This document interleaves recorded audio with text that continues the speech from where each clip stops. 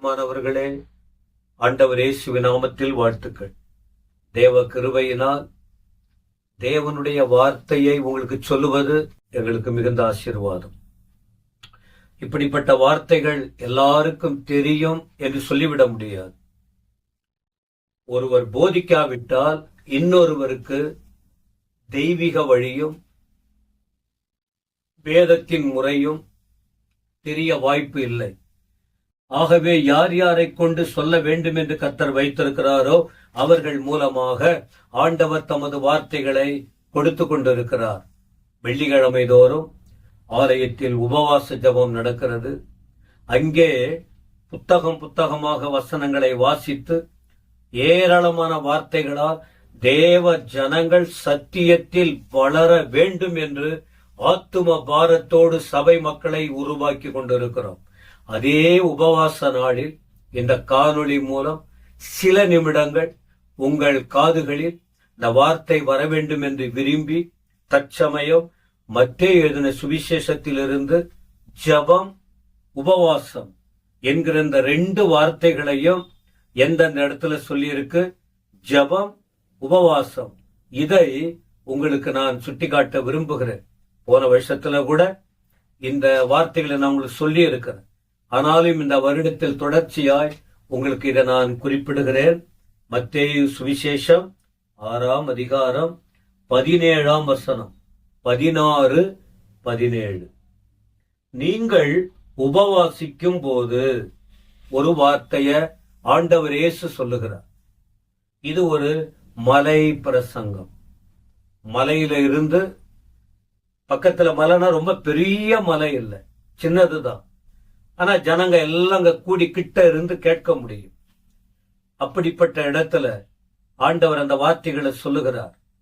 அப்ப அங்க கூடி வந்த மக்களுக்கு அவர் சொல்லுகிற வார்த்தை 16, நீங்கள் உபவாசிக்கும் போது. 17ஆம் வசனத்துல நீயோ உபவாசிக்கும் போது. முதல் வார்த்தை பாருங்க, நீங்கள் உபவாசிக்கணும். அநேகரை சேர்த்து சொல்லுகிற வார்த்தை நீங்கள். 17ஆம் வசனத்துல பார்க்கும்போது நீயோ ஒரு தனி மனுஷனுக்கு சொல்லப்படுகிற வார்த்தை. சரி, எல்லாருக்கும் ஆண்டவர் எல்லாருக்கும் சேர்த்து சொல்லுகிற வார்த்தை அதுல என்ன? நீங்கள் உபவாசிக்கும் போது மாயக்காரரை போல முக வாடலாய் இராதேயுங்கள். இப்ப என்ன சொல்றாரு? உபவாசம் இருந்தால் முகத்துல இந்த தோற்றம் வித்தியாசப்படுத்திக்க கூடாது. நாங்க ஃபாஸ்டிங் இருக்கிறோம், நாங்க உபவாசம் இருக்கிறோம்னு உங்க முகத்தை மாத்திக்காதீங்க. யாரும் உங்களை அப்படி உங்களுடைய முகத்தோற்றத்தை பார்த்து உங்களுக்கு யாரும் இறங்க போவதில்லை. சோகமா முக வாடலா மாத்திக்காதீங்க. ஏன்னா அப்படின்னு ஒரு கூட்டம் இருக்கு, மாயக்காரர், ஏமாத்துறவங்க அப்படி இருக்காங்கன்னு சொல்றாரு. மாயக்காரர், பரிசெயர்னு ஒண்ணு இருக்கு, ஆனா இங்க மாயக்காரர் அப்படின்னு சொல்றாரு. இருக்காதீங்க. அவர்கள் உபவாசிக்கிறத மனுஷர் காணும் பொருட்டாக தங்கள் முகங்களை வாட பண்றாங்க. அவர்கள் தங்கள் பலனை அடைந்து தீர்ந்ததென்று மெய்யாகவே உங்களுக்கு சொல்லுங்க. ஆண்டவர் என்ன சொல்றாரு? சிலர் உபவாசம் இருப்பாங்க, முகத்தை வாட பண்ணுவாங்க, எல்லாருக்கும் தெரிய வேண்டும், பாராட்ட வேண்டும் என்ற எண்ணத்தோடு அவர்கள் செய்கிறார்கள். ஆனால் அவர்கள் உபவாசிக்கிறது நல்லதுதான், ஆனா அவருடைய தோற்றம் சரியில்லை, வெளியரங்கமா இருக்காங்க. ஆகவே அவர்களுக்கு பலன் வந்து விட்டது. நீயோ உபவாசிக்கும் போது ஒவ்வொருவரும் தனித்தனியா அவர்களை பார்த்து ஆண்டவர் சொல்லுகிறார், நீயோ உபவாசிக்கும் போது அந்த உபவாசம் மனுஷர்களுக்கு காணப்படாமல், மனுஷர்களுக்கு காணப்பட வேணாம். உபவாசத்தை நேர்ந்து கொள்வதோ, உபவாசத்தில் வளருவதோ, உபவாசித்து ஜெபிப்பதோ மனுஷர்களுக்காக அல்ல, அந்தரங்கத்தில் இருக்கிற உன் பிதாவுக்கு காணப்படும்படியாக. உன் பிதா உன்னை பார்த்தா போதும். உன்னுடைய நோக்கம், எதுக்காக நீங்க உபவாசம் இருக்கிறீங்க, எதுக்காக அந்த நேரத்துல உடை அணிகிறீங்க, எதற்காக நீங்க எந்த நோக்கத்தோடு உங்களை ஒப்பு கொடுக்கிறீங்க, உங்க பிதா அறிந்திருக்கிறார். மனுஷன் எல்லாத்தையும் பார்த்துக்கிட்டு இருப்பான், ஆனா ஆண்டவர் எல்லாம் அந்தரங்கத்தில் பார்க்கிற பிதா என்ன செய்வாரா?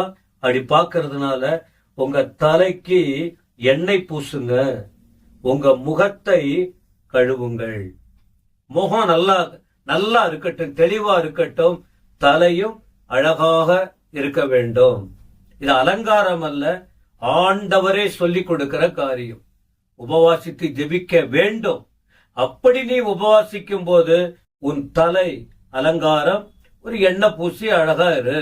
உன் முகத்துக்கு எண்ணெய் பூசி கழுவி சுத்தமா இரு சொல்லிட்டு, அப்பொழுது இப்படி நீ செய்வாயானால், உபவாசத்தை அப்படி நீ பின்பற்றுவாயானால், அந்தரங்கத்தில் பார்க்கிற பிதா உனக்கு வெளியரங்கமாய் பலனளிப்பார். பிரியமானவர்களே, ஜபத்தின் நோக்கமே என்ன தெரியுமா? பிறருக்காக மன்றாடுவது. இந்த ஆண்டவருக்கு தெரியும்.